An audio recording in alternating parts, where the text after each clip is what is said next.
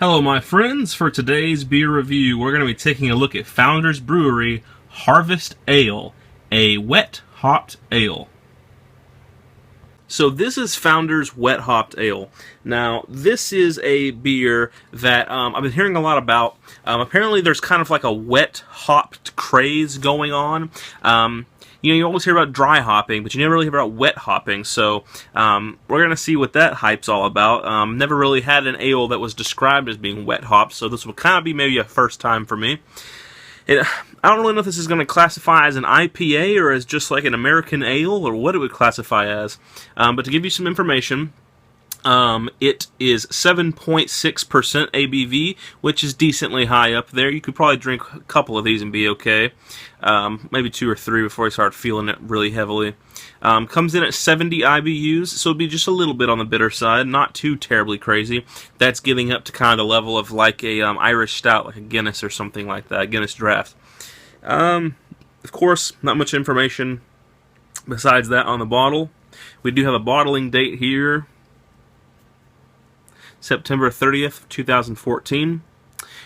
Interestingly enough, this is actually an October seasonal, but I believe, I managed to pick it up in November, so very lucky to do that. Anyway, I'm going to grab my bottle opener here. I'm just going to be drinking this really out of just a standard kind of English pint glass. That's really what I'm going to drink it from, just simply because it doesn't really fall into an IPA category, I don't believe. It's just an ale, so that's what we're going to drink it out of. Alright, caps off. Let's see what the color is straight out of the bottle here. Pours a nice kind of orangish gold color. I'm going to pour this just straight down the center and give it an aggressive pour. Pretty low head potential. I would call it medium low. Wow, I can smell the, oh wow, crazy amount of the hops from here. That formed about a half finger of soapy, decently dense, bright ivory white head. The color, up in the light, yellow gold.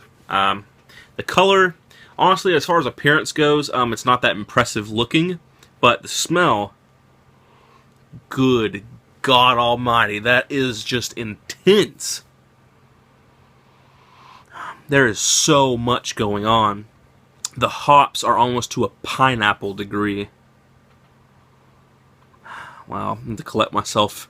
There's a lot of aromas here. You've got pineapple, grapefruit, mango, peach, papaya, persimmons.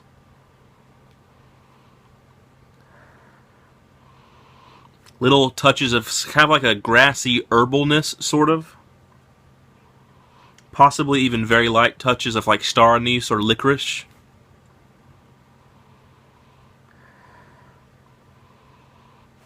Very earthy, very fruity, just very natural smelling, quite refreshing.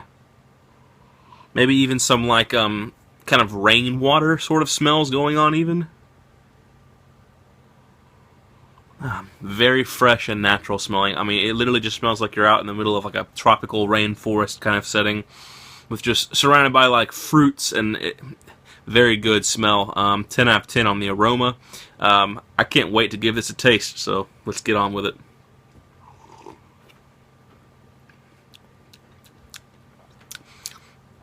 Interesting. It does not match the aroma that well.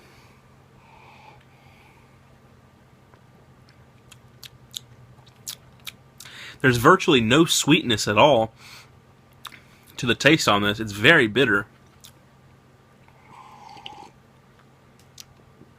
Up front,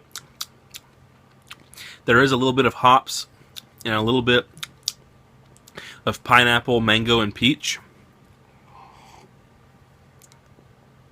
But they're very savory. It's not sweet. It's not sweet pineapple. It's not sweet mango. It's not sweet peach. It's very savory, almost like the rind of those fruits, if you will, or just like the savory essential side of the fruit. The back end, full-on bitter hops. It's quite refreshing and it's quite sessionable, but for the first time ever from Founders Brewery, ever, I'm kind of unimpressed.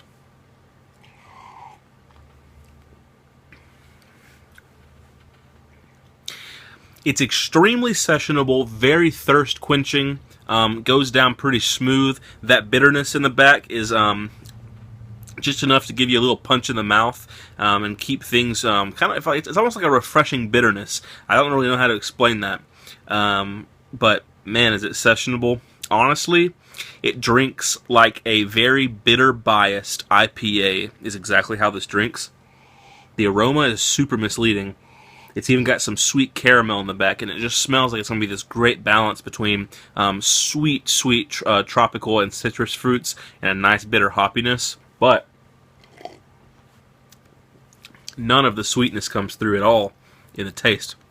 All the sweetness of that aroma is 100% lost, and it's strictly just bitterness on that. So I'm a little bit disappointed because that aroma smelled like it was going to be a 10-star ale. As far as where it stands right now, truthfully, it's really nothing special. It's just like a decent, I would say high quality bitter IPA is what I would call this, but it's nothing to write home about. It's nothing special. As far as the rating goes, I'd give it like a 6.9, maybe a 7 out of, I think a 6.9 out of 10 is where I feel comfortable giving it. So that has been Founders Harvest Ale. If it sounds like something that you would enjoy, you might want to go out right now and pick it up because it's only going to be around while supplies last because it is out of season now. And once it's out until next October. 6.9. Not really doing it for me. Nothing special. Not a bad beer, though. If it was on tap or something, I would drink it. And if someone offered me one, I would drink it in a heartbeat. I don't really see why it's an October seasonal because it'd be great during the summertime. That's probably what I'm going to save mine for to drink is in the summertime. Anyway, that's been Founders Harvest Ale. Hope you guys enjoyed the review as always. And stay tuned for the next one.